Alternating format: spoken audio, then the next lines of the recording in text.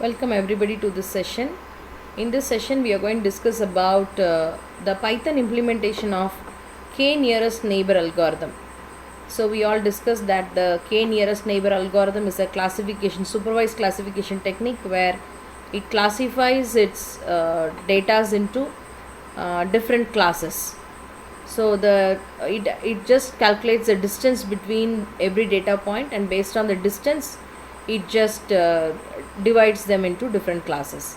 So first we'll understand. Here I have used the social network ads.csv data set, and we'll analyze what about the data set. So this is the data set. It has user ID, gender, age, estimated salary and purchased. That is based on the age, estimated salary and the gender, whether this person will be able to pay the loan or not. So 0 means he will not be able to pay the loan with the mere very small salary, and 1 means he will be able to pay the loan. That is what is the two classes that has happened. This is a binary classification that we are going to do.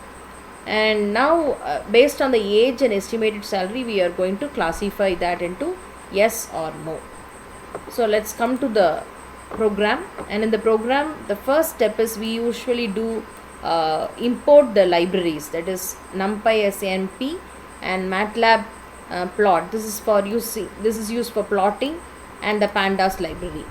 And after we do that, data set is equal to pd dot read underscore csv of that particular file, the data set file, social network ads. So now if we see what is there in the data set data frame. So as we all know, the head gives you the top 5 lines. So the user ID, gender, age, estimated salary and the purchase. The class label is also this is called as a class label. The class label is also shown here. And what about the size of the data set? Data set dot shape will usually give us the size. It has 400 rows and 5 columns. So this is what is the dimension of the data set. So using this we are going to calculate it. And now we have just imported the data set. We have taken the second and the third column. The second and the third column is nothing but the age and the estimated salary. So we'll do x shows this value, that is the age and the estimated salary is imported in the 400 column is imported in the form of an array. And also y, the small y which shows here, the small y which shows the class, that is the last one, purchased, whether the person will be able to pay the loan or not. So this is the second step. The first step is importing library, the second step is importing the data set. The third step is splitting that into training and testing phase. This is a supervised learning technique, so we need some data to train the machine, and after that we need some data to test whether the machine really classifies well. So here we give import the train test split library, and xtrain xtest, ytrain ytest, and we also use the function train underscore test underscore split, and we give the data x and y, and test size is 0.25. So 0.25 means 75% is used for the training phase and 25% is used for the test phase. And random state is equal to 0. It does not allow randomly picking the data set. And after that we do that, we just say we have to scale the data set. Why we have to scale the data set is here itself you can see the age is in the range of 49, 36, 60. It's in the range of this. However, the salary is in a different 5-digit range. So both the data vary in its value. So we have to scale to normalize all the value. That is why we use this standard scalar function. So sc.fix transform of xtrain and xtest. So we are scaling the data set before we just give it for prediction. So just we will give x underscore train now. So you could see that the value is entirely changed into a scaled value. So it is all in the range of 1.0. Okay, now that's the next step, and most of the algorithm does not prefers, it doesn't need the scaling of the data set.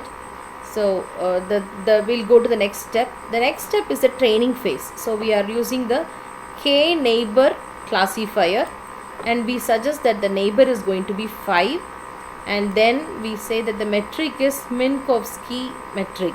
That is, we have to specify the distance measuring parameter here. Here we use Minkowski. Minkowski says when p equal to 2, we have discussed in the theory class that the Minkowski uses the Euclidean distance. When p is equal to 2, it uses the Euclidean distance measure. That is, you can refer the theory for the formula. And now the classifier dot fit of x train comma y train. So we are just now training the machine, saying that if this is the age and this is the salary, he can pay the loan. If this is the age and this is the salary, he cannot pay the loan. So this is what we are going to train the machine. So after we train the machine, we are just predicting the machine. We are just testing the machine by giving the x test value. So now here is where we test the machine. And after we test the machine, we are going to evaluate the performance of the machine, whether the machine really performs well. That is what is this step. Here we do the confusion matrix, where true positives, true negatives, all those values are displayed in the confusion matrix, and then the classification reports, which gives you the precision, recall, accuracy, and all those parameters. Now let's run this algorithm. And yes, the algorithm gives the confusion matrix first. This is the confusion matrix, which is true positives. 64 entries are really classified as positive, and this is called false positive. So and this is called true negatives, and this is called false negative. So this is a confusion matrix that it is done, and it says that the precision is 96%. It accurately classifies the zeros, and 88% it classifies the 1. Similarly, the F1 score, the recall, and the accuracy was to the range of 93% of accuracy we were able to achieve it. So this is how the entire performance metrics of this k nearest neighbor algorithm is done. So as we have experimented this, the same algorithm can be experimented for different data sets. So you can run for Iris dataset or Toyota dataset. So you can experiment, you can just practice this same algorithm, k nearest neighbor algorithm, for the different datasets. Thank you.